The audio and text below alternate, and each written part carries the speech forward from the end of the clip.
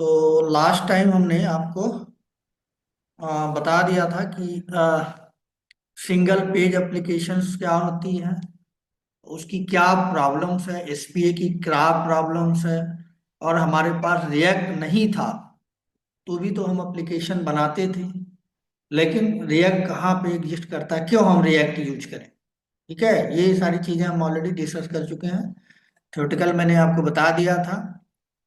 एक web application जब बनती है, अगर उसमें जावास्क्रिप्ट नहीं यूज होता है, ठीक है, तो बैकएंड में Java dot net PHP Python वो सब यूज करते हैं।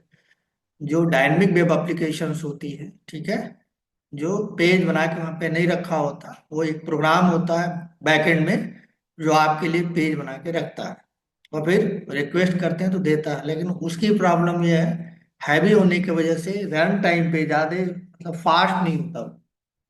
उसको फास्ट करने के लिए, है ना, आपको रिएक्ट जैसी चीज दी गई है जो जावा स्क्रिप्ट का क्या है, फ्रेमवर्क है। तो जावा स्क्रिप्ट आपको आती है तो ये मान के चला जाता है कि आपको रिएक्ट आती है, क्योंकि उसी के मेथड्स यूज कर रहे हैं। दरअसल खाली इंफ्रास्ट्रक्चर चेंज होता है वही बिल्कुल चीज। ठीक है।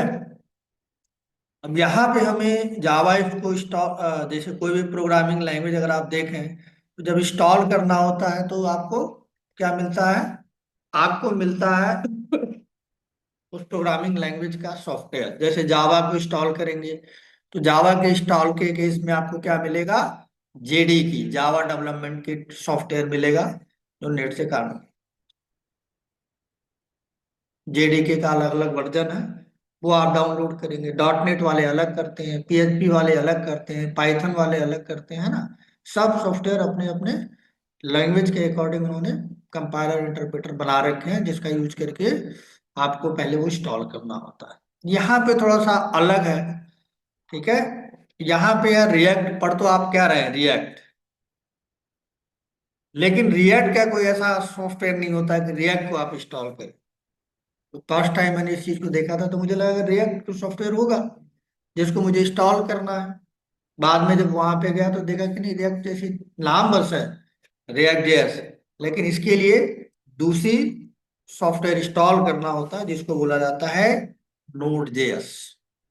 तो रिएक्ट अगर आपको पढ़ना है तो इंस्टॉल आपको रिएक्ट नहीं होगा, काम रिएक्ट करेगा, लेकिन सॉफ्टवेयर का नाम है नोड जेएस, जो या नोड, ठीक है, नोड बोलते हैं, नोड जेएस बोलते हैं। इसको आपको इंस्टॉल करना होगा। ठीक है, यानी ये आपको ये चाहिए, ये आपको इंस्टॉल करना होगा। ठीक। अब ये नोड जेएस जो है बैकएंड टेक्नोलॉजी होती है, बैकएंड टेक्नोलॉजी होती है। जो फ्रंट एंड बैकएंड के बारे में मैंने बात की थी, ये नोड भी आपका जावा स्क्रिप्ट का क्या है, फ्रेमवर्क है। यानी जावा स्क्रिप्ट को एडवांस चीजें एड ऑन की गई। अब वो सर्वर पे काम करेगा, जैसे जावा है, डॉट नेट है, पीएचपी है, पाइथन है, जो सर्वर पे काम करते हैं। क्लाइंट साइड नहीं काम करते वो लोग, सर्वर साइड, सर्वर पे प्रोग्राम बना के ब्राउजर पे भेजा जाता है। इन टेक्नोलॉजी बैकएंड टेक्नोलॉजी बताया था मैंने। तो बिल्कुल उसी तरह से, ठीक है, सर्वर पे काम को कराने के लिए, सर्वर पे किसी प्रोग्राम को एग्जीक्यूट कराने के लिए यूज किया जाता है नोड जेएस। उस नोड जेएस के अंदर बहुत सारी क्लासेस बना के कंपनी ने दिया है। उसमें से एक चीज होती है रिएक्ट। तो जब आप नोड जेएस को इंस्टॉल करेंगे तो उसी के लाइब्रेरी के थ्रू जो कोड है, उसी के थ्रू आप रिएक्ट को यूज कर पाएंगे। तो करेंगे हम रिएक्ट, पढ़ेंगे, लेकिन सॉफ्टवेयर हमारा होगा जो सपोर्ट देगा काम को करने के लिए, that is known as Node JS. ठीक है, नोड जेएस या नोड। अब उसको चलाने के लिए कोई आईडी चाहिए। ठीक है, तो बहुत सारी आईडी वैसे हैं, लेकिन यूज जो होता है वीएस को। ठीक है। अब यहाँ पे वीएस कोड और एक होता है विजुअल स्टूडियो, विजुअल,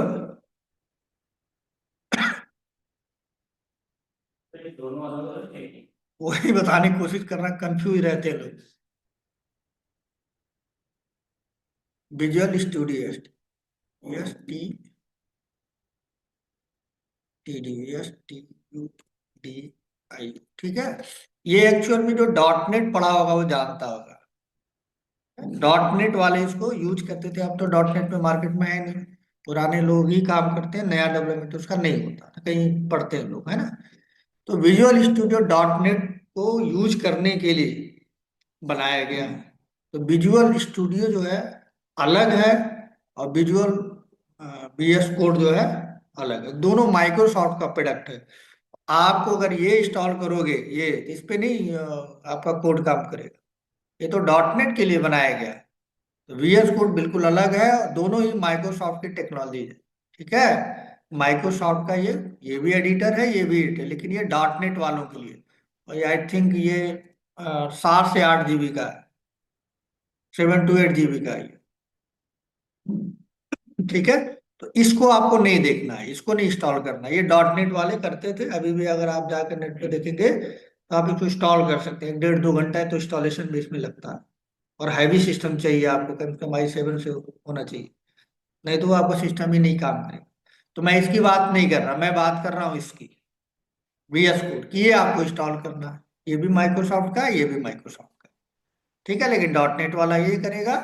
और फ्रंट एंड टेक्नोलॉजी है या वीएस कोड, हर टेक्नोलॉजी के लिए, जावा, डॉट नेट, पीएचपी, कुछ भी है, सारे को सपोर्ट करता है। खाली इसके अंदर क्या करना होता है, पैचेज होते हैं उस सॉफ्टवेयर के, वो डाल देते हैं, तो सब पे ये काम करता है, कॉमन है, तो इससे काफी पॉपुलर। ठीक है, तो हमें अब क्या करना है, नोड जेएस को इंस्टॉल करना है। नोड को अपने सिस्टम में पढ़ने से पहले, रिएक्ट करने से पहले, हमें ये नोड जेएस इंस्टॉल करना है और वीएस कोड इंस्टॉल करना है। ठीक, तो आप नोड जेएस अगर इंस्टॉल करना है तो आप चले जाइए गूगल में। रिकॉर्डिंग चल रही है ना? हाँ ठीक है, अब कुछ नहीं करना है, यहाँ पे नोड जेएस लिख दीजिए।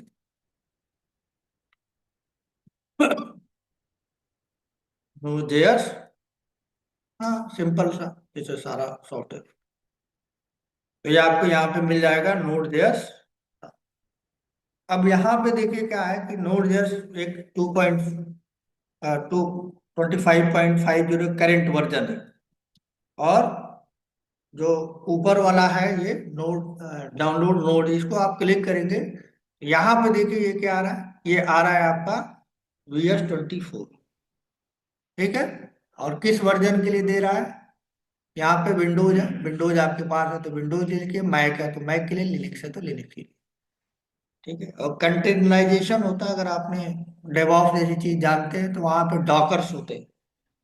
ठीक है, वो बनाना होता है, तो उसके लिए डॉकर बाय डिफॉल्ट इसने सेलेक्ट किया है, अगर नहीं भी आता तो कोई बात नहीं। इंस्टॉल करने का जो मैकेनिज्म एनपीएम होता है, एनपीएम बाद में बताऊंगा क्या होता है ना, फिलहाल अभी ये आपको करना है। तो यहाँ पे आप इंस्टॉल करने के लिए अगर यहाँ पे जाएंगे तो देखिए करंट वर्जन भी आप इंस्टॉल कर सकते हैं। ठीक है, और ये बाय डिफॉल्ट किसने लिया, ये पीछे वाला वर्जन लिया, पहले वाला वर्जन लिया। अब पहले वाला वर्जन क्यों लिया, हम इंस्टॉल, लेकिन अगर आप नेट पे जाके यहाँ पे देखेंगे तो आप ये भी वर्जन इंस्टॉल कर सकते हैं, लेकिन ये क्या है, अभी डेवलपिंग स्टेज है।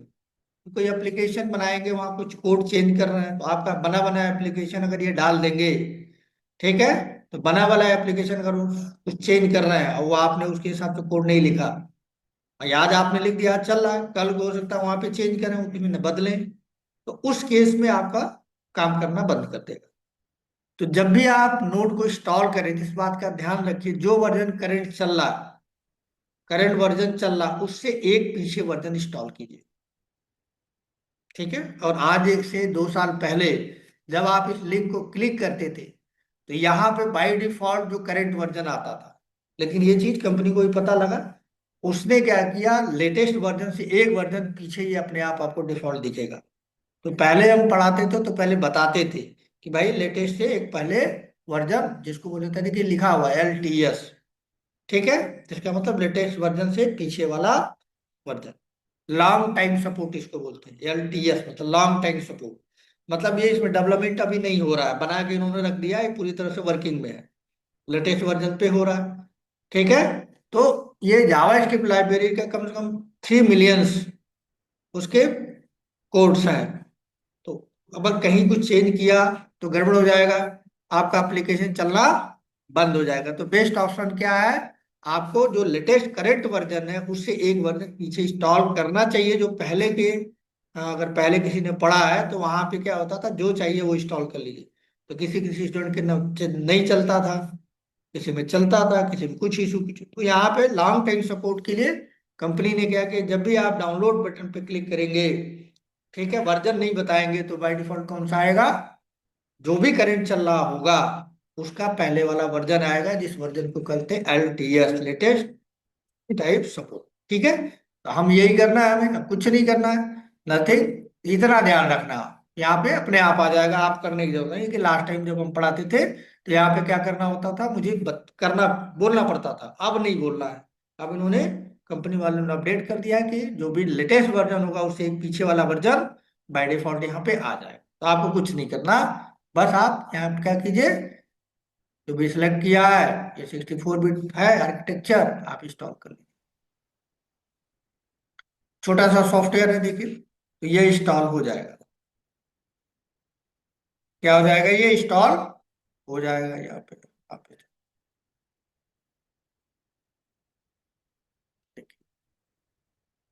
अब इसको इंस्टॉल करना है, जैसे अदर प्रोग्रामिंग लैंग्वेज है जावा, क्या कर देंगे आप, इसको इंस्टॉल डबल क्लिक कर दीजिए।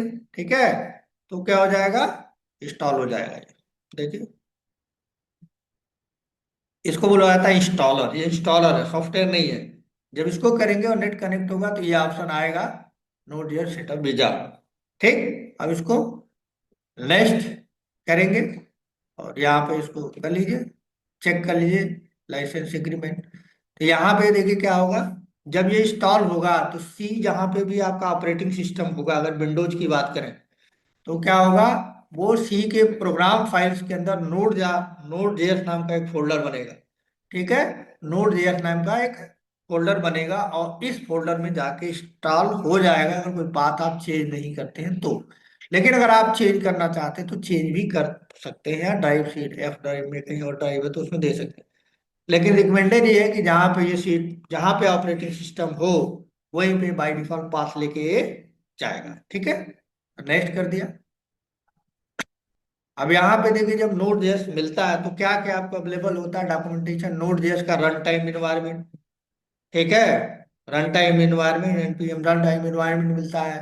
ठीक है, कॉम्पैक्ट मिलता है, एनपीएम का एक पैकेज मैनेजर होता है जो एप्लीकेशंस को एक्सिक्यूट करने की जरूरत पड़ती है उसको, रिएक्ट रिएक्ट की जरूरत पड़ती है तो उसके लिए वो एनपीएम पैकेज मैनेजर नाम का देता है, जो अभी आपको प्रैक्टिकली दिखाऊंगा। उसका शॉर्टकट कुछ बनाना है और पाथ पाथ देना होता है। ठीक है, पाथ कैसे देते हैं, अब आज के डेट में देने की जरूरत नहीं है, लेकिन अगर आपका एप्लीकेशन कभी किसी वजह से नहीं चलता तो आपको पाथ सेट करना पड़ता है। अब पाथ कैसे सेट करना अभी हम करके बताएंगे आपको। ठीक है, कभी कभी नहीं चलेगा, किसी सिस्टम पे 32 बिट पे नहीं चलेगा, तो उस केस में पाथ आपको देना है, अदरवाइज बाय डिफॉल्ट इन्होंने पाथ सेट कर रखा, तो कुछ नहीं करना आपको।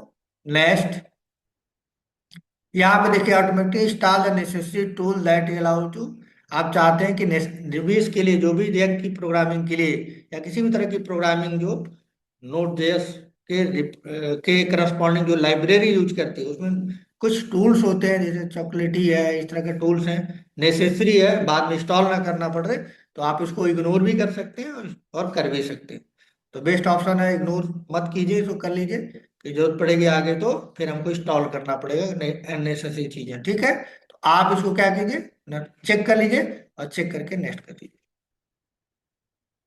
ठीक, अब वो क्या कह रहा है इंस्टॉल कर देते हैं, तो आपका 2-4 मिनट लगेगा, do want to handle.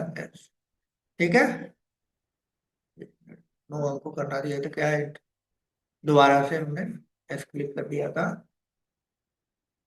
Next, ठीक, नेक्स्ट, नेक्स्ट, नेक्स्ट, और ये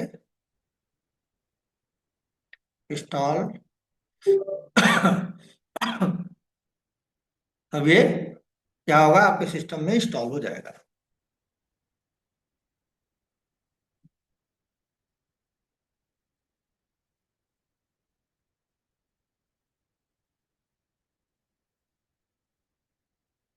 ठीक है, ये फिनिश हो गया। फिनिश होने के बाद आप क्या कीजिए,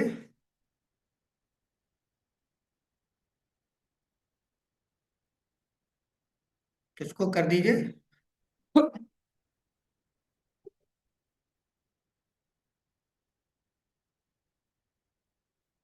वो कुछ इंस्टॉल करेगा, कॉन्फ़िगरेशन सेल करता है कुछ चीजें, मे बी 2-4 मिनट लग सकता है।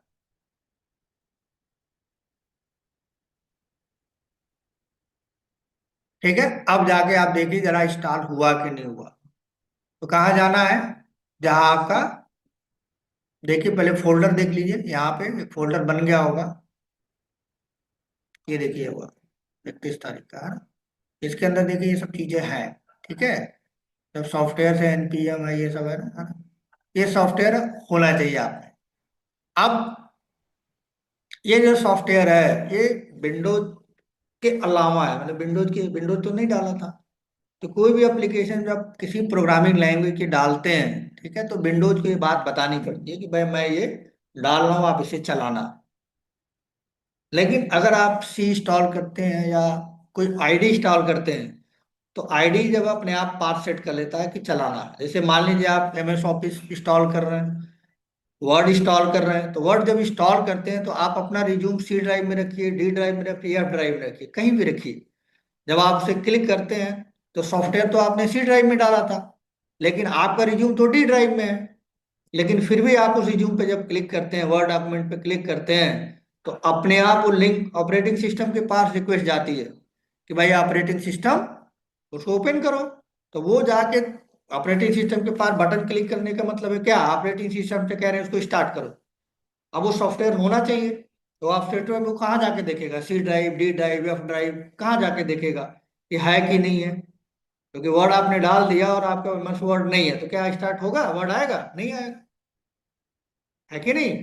तो ऑपरेटिंग जब भी कोई वो डालते हैं, कोई सॉफ्टवेयर डालते हैं, तो ऑपरेटिंग सिस्टम के पास उसकी रजिस्ट्री होती है, मतलब उसको बताया जाता है कि भाई यहाँ पे है, कहीं से खोले, C drive, D drive, F drive, किसी फाइल से, किसी फोल्डर से उसको चला देना, है कि नहीं? बताना तो पड़ेगा विंडोज को, विंडो को थोड़ा पता है कि आपने एफ ड्राइव में अपना रिज्यूम रखा है।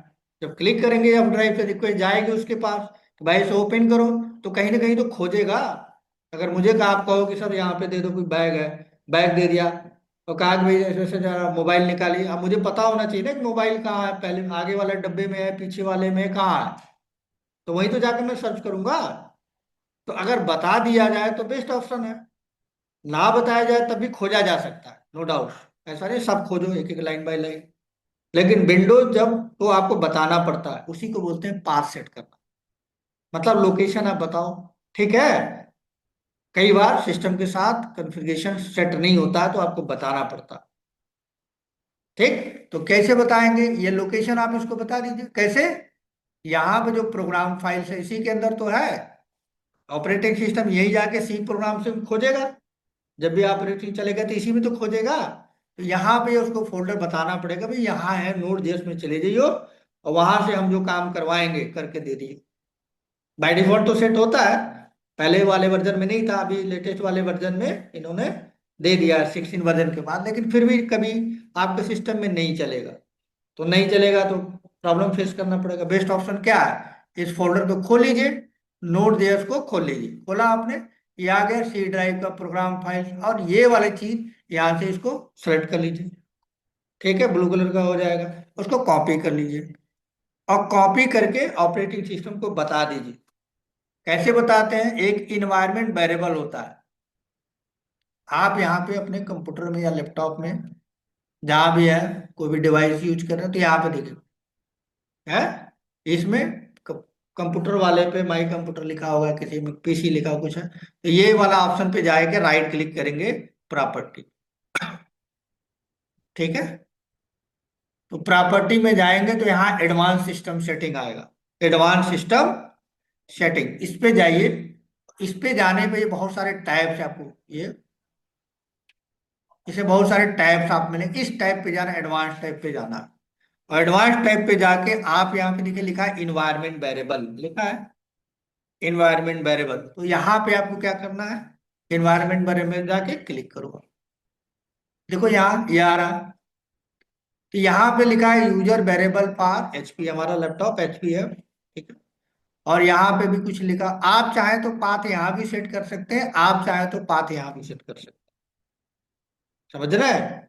यहाँ भी सेट कर सकते हो, यहाँ भी देखो पाथ नाम के वेरिएबल है, इसकी वैल्यू यहाँ लिखा हुआ है कुछ, यहाँ पे भी लिखा हुआ है पाथ, इसके अंदर भी वैल्यू है, यहाँ भी कुछ लिखा हुआ है ना।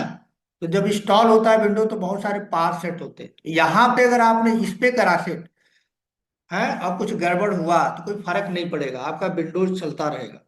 मान लीजिए इसमें जाके इस वाले में सेट किया तो ये तो सिस्टम वाला है, अगर इसमें इधर किया, ठीक है यहाँ पे, और इसमें देखो कहीं कुछ गड़बड़ हो गया तो चलता, अभी चल रहा है ये।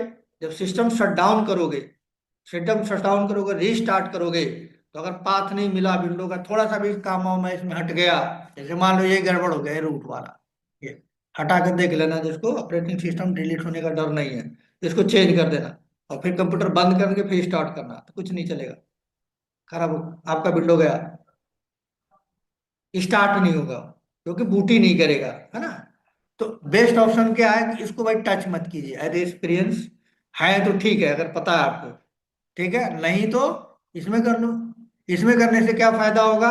भाई बहुत होगा तो नहीं चलेगा, बहुत होगा तो नहीं चलेगा, है ना। भाई नहीं चलेगा दोबारा सेट कर लेंगे, लेकिन अगर गड़बड़ हो गया फिर प्रॉब्लम हो जाएगी इसमें करोगे, तो हम इसी में आपको कन्विंस करते हैं कि इसी में करना चाहिए, तो इसमें जाओ, है, सिलेक्ट करा और यहाँ पे एडिट ऑप्शन है ना, एडिट कर दो। अब जितना पार्ट सेट है, बहुत सारे लोग इसमें शायद काम करने को, पाइथन भी हमने करा है, पाइथन है ना, और भी कई चीजें हैं, जावा हमने करा है, जावा हम पढ़ाते हैं, ठीक है। उसी तरह से आपको क्या करना पड़ेगा, नोड का भी करना पड़ेगा। तो नोड देखो, ये नोड हमने किया हुआ, तो इसको पहले डिलीट कर देता हूँ, दूसरे बैच का ये। तो आपको करना, तो यहाँ पे क्या करना है, ये तो पढ़ा ही इतना बोलेगा, आप में तो नहीं होगा ये, इतना होगा, है ना। तो आपको क्या करना है, सेट करना है, तो न्यू में जाओ, तो न्यू में जाओगे तो खाली ब्लैंक सबसे लास्ट में आ जाएगा, और जो पाथ आपने कॉपी किया अभी, सी के प्रोग्राम फाइल, है ना, वो यहीं पे पेस्ट कर दो, यानी सी के प्रोग्राम फाइल नोट देयर। तो अब जब आप कोई नोट का प्रोग्राम या नोट से रिलेटेड लाइब्रेरी को यूज करोगे आप, जैसे मैं रिएक्ट यूज करूंगा, तो जब रिएक्ट यूज करूंगा तो वो उसकी चीजें हमें चाहिए, तो ऑपरेटिंग सिस्टम पे पास जाएगा, कहेगा दो भाई हमें रिएक्ट चलाना है, तो कहाँ आएगा वो, ऑपरेटिंग सिस्टम सी के यहाँ से खोजते हुए आएगा, और सी के प्रोग्राम फाइल्स में जाके नोट जेएस फोल्डर के अंदर से जाके जिस चीज की डिमांड है, वो आप सी ड्राइव में हो, एफ ड्राइव में है, एक्स ड्राइव में हो, वाई ड्राइव में है, कहीं पे भी हो, वहां पे वो आप चीजें क्या करेगा, अवेलेबल करा देगा, ठीक है। तो बेस्ट ऑप्शन क्या होता है, पास सेट कर लीजिए, ठीक। तो हम यहाँ पे कर लीजिए, प्रॉब्लम ना है, ओके, कर दिया। अब इसमें आ गया होगा, एडिट करेंगे तो ये हमेशा रहेगा परमानेंट।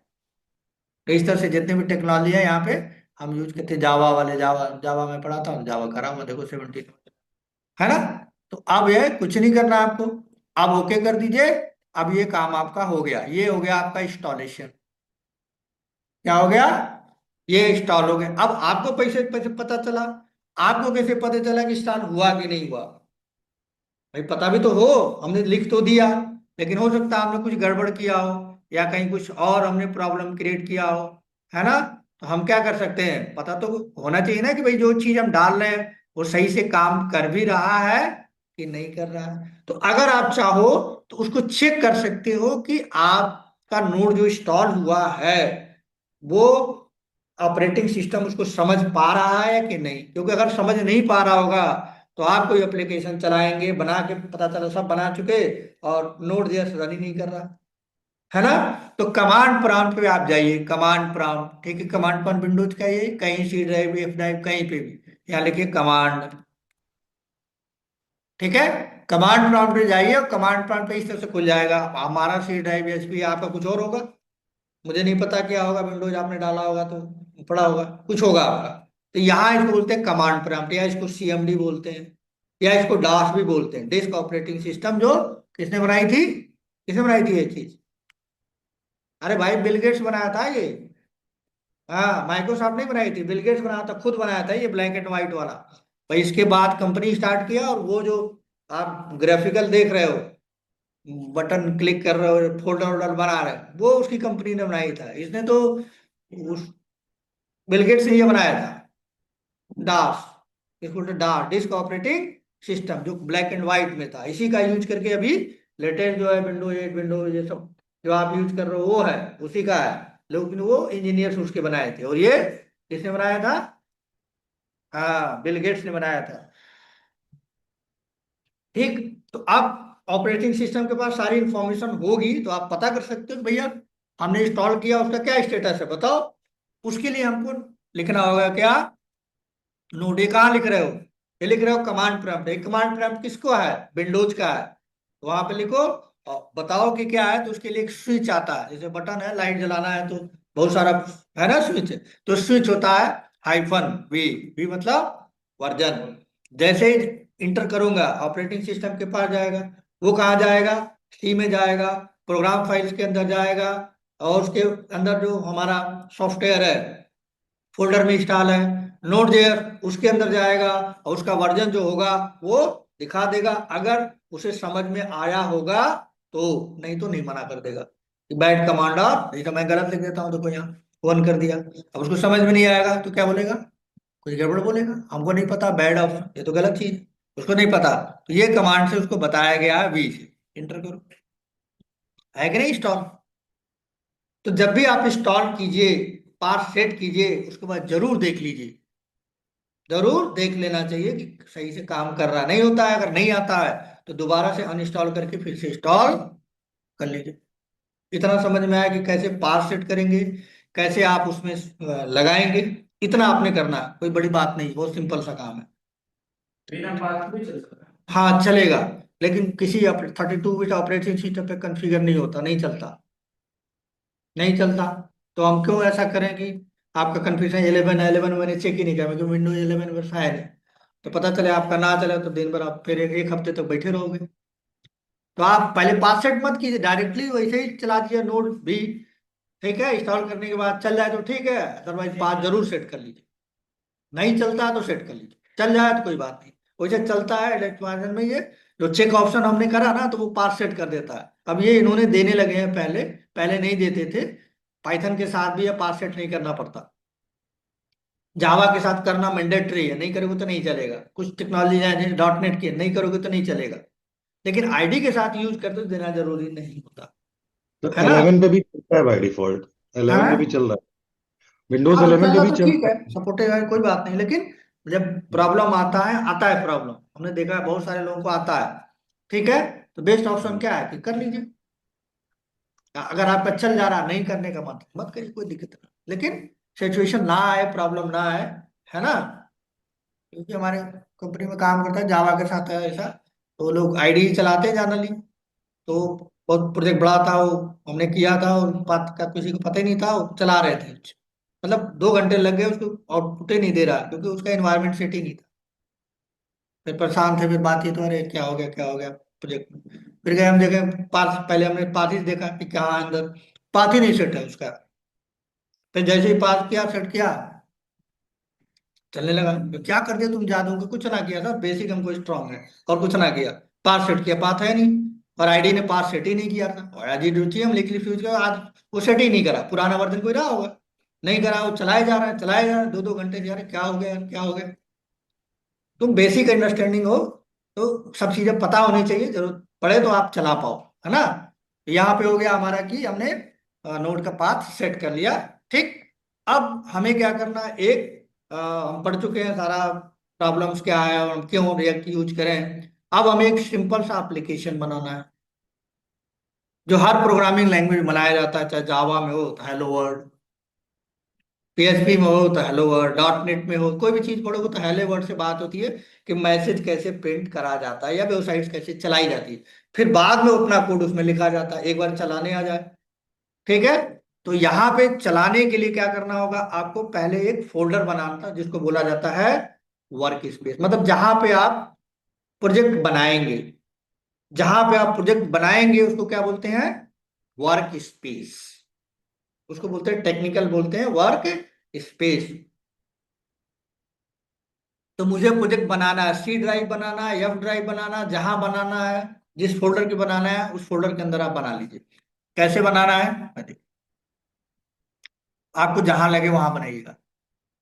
मैं जो है वहां बनाऊंगा जहां आपका सारा कुछ है। ये मैंने यहाँ पे ड्यूकेट ट्रेनिंग के नाम से वीकेंड बैच है, और ये बैच आपका है 10 बजे का। ठीक है, तो मैं इसी में वीकेंड वाले फोल्डर में बना लेता हूँ, आपको जहां लगे वहां बना लीजिएगा, ठीक है। तो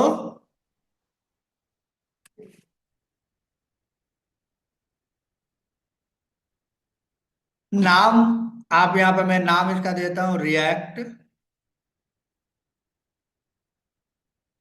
नाम रखा हुआ है जिसे मुझे याद रहे, अलग अलग बैच पढ़ाता हूँ तो मैं भूल जाता हूँ। आपको जो मन करे वो नाम दीजिएगा। इस बात का ध्यान दीजिएगा कि जो भी आप नाम देंगे, जो भी आप नाम देंगे उसके अंदर स्पेशल सिंबल नहीं होना चाहिए, स्पेशल सिंबल नहीं होना चाहिए। ठीक है, जो मैं यहाँ बना लिया और एक नाम दे दिया, ठीक है। और नाम दे देता हूँ 10 वीकेंड अपडेट। ठीक है, ये कुछ दे देता हूँ, जनवरी, आज क्या तारीख है, 31 दे देता हूँ, है ना, ऐसा कुछ। ठीक, तो ये नाम दे देता हूँ जिसे मुझे याद रहे कि 31 को बनाया था मैंने। ठीक, आपको जो लगेगा वो दीजिएगा। तो हमने कर दिया React JS 10 AM backend update जनवरी, है ना, ये हमने बना लिया 31 का। ये फोल्डर है। इस फोल्डर को क्या बोलेंगे टेक्निकली? इस फोल्डर को टेक्निकली बोले वर्क स्पेस। जहां पे आपका प्रोजेक्ट का सारा कोड रहेगा उसको बोलते हैं वर्क स्पेस। कई बार क्या होगा, लोग मांगते हैं कि वर्क स्पेस दें, तो आप जानते ही नहीं आप क्या क्या मांग रहे हैं। वर्क स्पेस देना, वर्क स्पेस देने का मतलब है कि जहां पे जिस फोल्डर के अंदर आपने प्रोग्राम बनाया है, टेक्निकल में कंपनी के अंदर जहां आप काम करते हो, उसको फोल्डर नहीं बोलेंगे फोल्डर देना, उसको कहेंगे वर्क स्पेस देना। वर्क स्पेस शेयर करो, कोड नहीं चल रहा है ना, तो हम देखते हैं क्या है। तो वो वर्क स्पेस है ये, ना कि फोल्डर है। विंडो के केस में ये फोल्डर है, ठीक है। अब तो वर्क स्पेस, पहले आप क्या करेंगे, वर्क स्पेस बना लेंगे यानी फोल्डर बना लेंगे यहाँ। ठीक है, एक फोल्डर आपने बना लिया,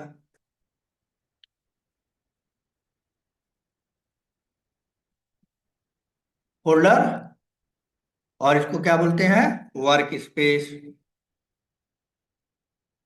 एक स्पेस बना लिया, जो भी आपको नाम देना है आप दे दीजिए।